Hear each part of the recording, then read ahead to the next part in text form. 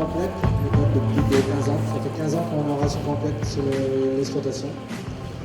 Et on a toujours travaillé sur la qualité des fourrages. Et l'appétence également. Donc je vais vous présenter la ration qu'on a aujourd'hui.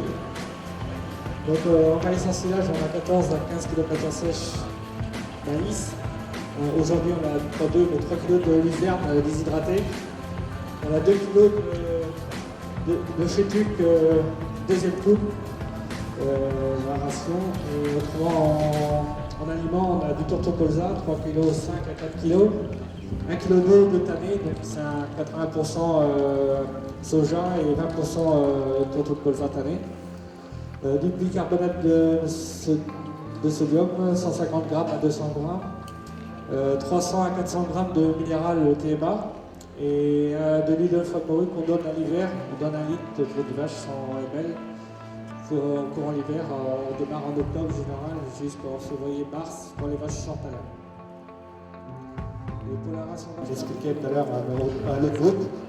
Donc on a eu un petit taux de cellules qui a augmenté les 7 premiers mois. Et du coup, on a remonté le TMA dans la ration, on est passé de 300 à 400, voire un peu plus. Et là, depuis un mois, on est retourné dans les clous. Donc là, c'est plus agréable pour nous.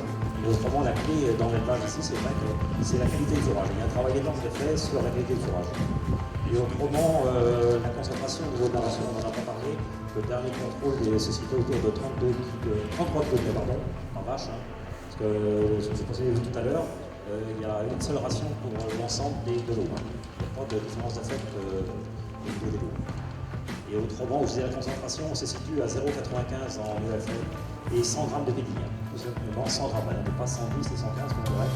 Et sur la partie aspérité, et sur la partie pilier, qui est le bâtiment. Alors, je disais tout à l'heure pour les deux paramètres de coccidiose, le seul moyen que vous ayez de mettre la pression et ce qui vous coûtera le moins cher, c'est toujours la même chose, c'est le préventif.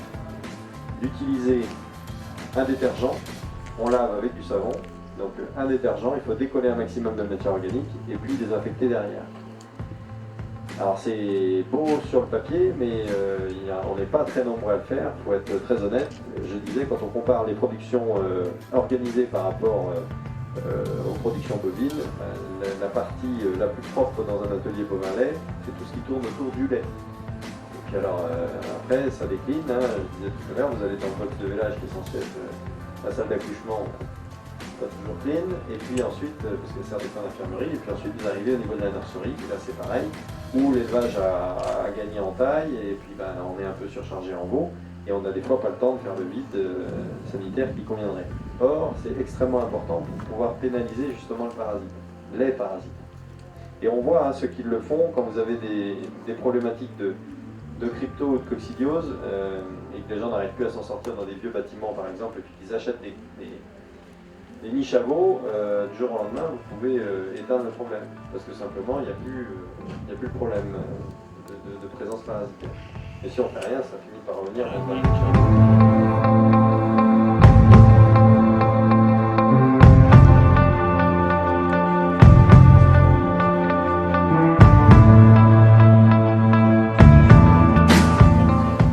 Le programme il s'étale sur 10 semaines. Comme là vous le voyez, donc la première semaine on donne le colostrum à chaque veau de la mère et après on monte progressivement de 10 litres. La deuxième semaine c'est 1,5 litre, 1,5 litre, 2 litres 5, 3, 2 litres 5, 2, 1, 5 et 1. Et donc la première semaine c'est que le colostrum et à partir de la deuxième semaine on met à disposition de la fétuque déshydratée en bloc baba, épié, avec de l'aliment concentré avec 17% de protéines derrière, là, donc là, comme tu vois. Et voilà, à disposition, et de l'eau aussi à volonté, à disposition à partir de la deuxième semaine. On va parler un petit peu de ça pendant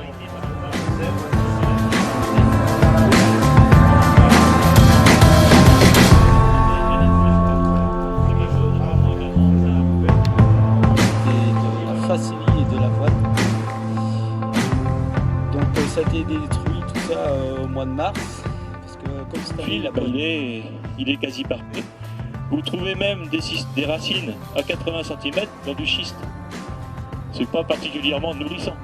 Et pourtant elles y sont. Donc c'est un sol qui est relativement poreux. C'est un sol qui respire. Donc sur l'aspect fertilité biologique du sol, on n'a pas d'inquiétude. La matière organique évolue bien. Le sol respire. Normalement, les sels minéraux qui sont là sont disponibles.